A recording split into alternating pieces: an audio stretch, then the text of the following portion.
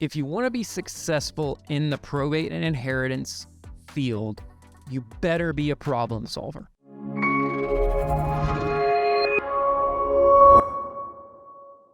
Hey guys, it's Brad from probatehouseguy.com. So I am a real estate investor and I'm a real estate agent in Metro Atlanta, but I buy houses all over Georgia and even other states in the Southeast. And I specialize in the world of probate and inheritance properties.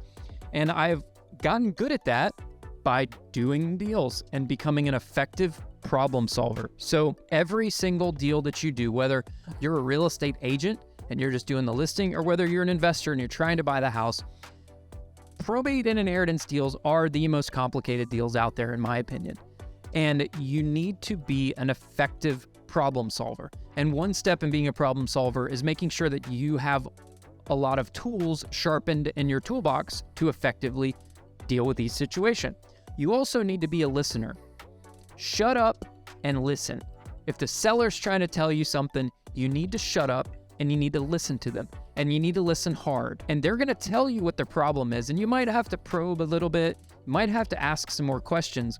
But generally speaking, there is an underlying problem that needs to be solved. They have a pain point. Try to listen for the pain point. What is that pain point? It's not always obvious.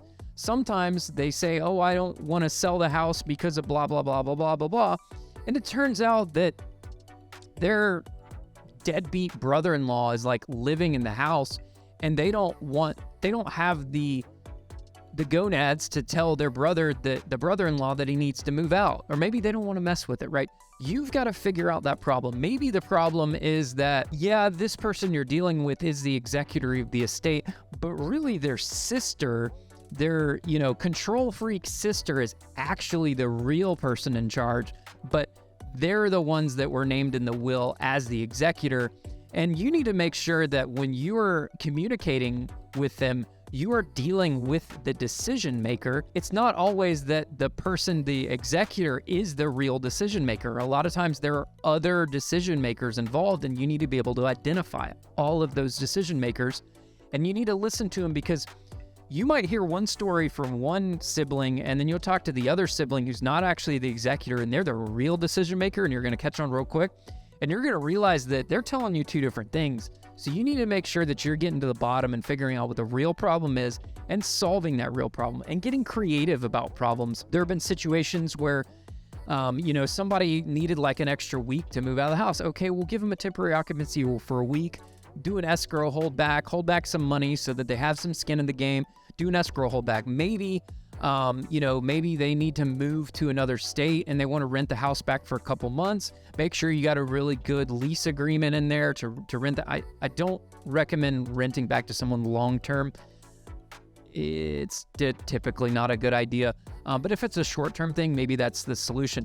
Maybe, for example, we had a situation on a deal recently where a guy dies, his wife inherited the property because she was also entitled to the property.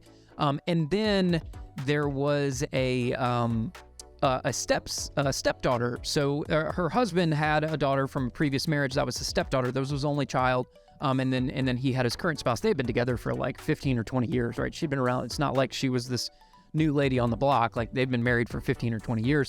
So the stepdaughter wanted some stuff out of the house, but she lived in another state and she couldn't get to the house in time to get the stuff, but she wanted some of her dad's things. And her stepmom said, that's great, no problem.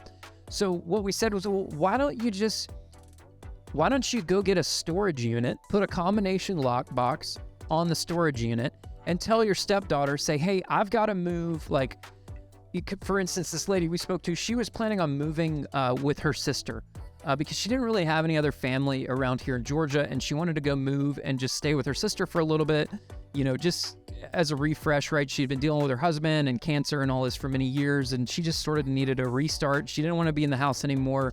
She just wanted to start fresh. So she's like, I'm going to go live with my sister, and she obviously doesn't live in Georgia, so but then she wanted to close like very quickly and move very, very quickly. And we said, sure, no problem.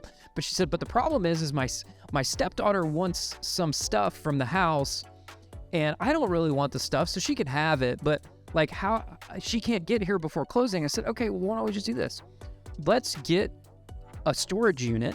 I'll pay for the storage unit for like 2 months or whatever. Typically, you know, storage unit places do like buy 1 month, get one free, whatever. We put all this stuff in a storage unit and put a combo box on it and let your stepdaughter know, say, hey, I moved all this stuff out of the house. It's in the storage unit here. The combination lock is X. Have at it. Stepdaughter was like, great, fantastic. Like, that sounds awesome, right? We solved a problem. So make sure that you're getting creative about solving the problem and being a better problem solver, and you will get better at doing these types of deals, because in real estate, inheritance probate deals are full of problems, and you've got to be able to solve those problems. So I hope this video helps you out a little bit. Again, I'm Brad from probatehouseguy.com. Just hopefully helping you become a better investor, a better agent, just a more well-rounded person with more tools in your toolbox. So thanks again, guys. If you do have a probate or inheritance deal that you are working on, you need a little bit of help, I've got a ton of experience in them. I've also got a great network of attorneys that I work with that help us probate these cases that we do and get these houses and these deals done. Click on the website. There's a link in the description below. Take you to our website. There's a web form there. You can fill it out, or you can pick up the phone and call me. Be happy to help you out. So thanks again. I'm Brad with probatehouseguy.com. Hope you have a great day. Bye-bye.